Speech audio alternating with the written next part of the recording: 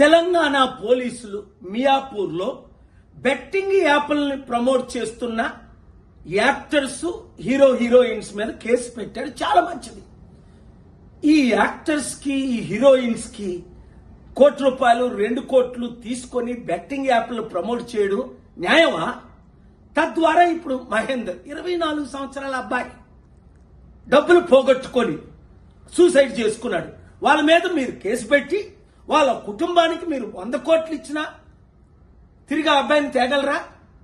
ఇంకొక విషయం, పోలీసులు ఇలా కేసులు పెట్టినప్పుడు ఇన్వెస్టిగేషన్ అయిన తర్వాత మళ్ళీ కేసులు ఉపసంహరించుకుంటున్నారట.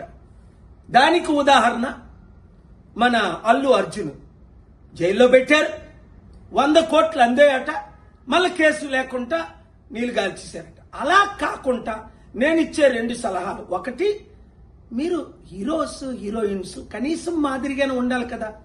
మీరు 100 కోట్లు సంపాదించుకుంటున్నారు, మీరు సొంతంగా చారిటీలు చేయండి, లేదంటే నోరు మూసుకొని ఊరుకోండి.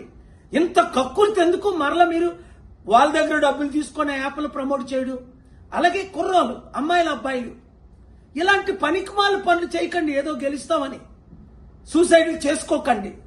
మంచి రోజులు వస్తున్నాయి, కష్టపడండి, ఓపిక పడండి. మార్పు రానున్నది, ఆ మార్పును మనం ప్రమోట్ చేస్తాం. ఈ వీడియో ప్రతి ఒక్కరికి అందేటట్టు షేర్ చేయండి.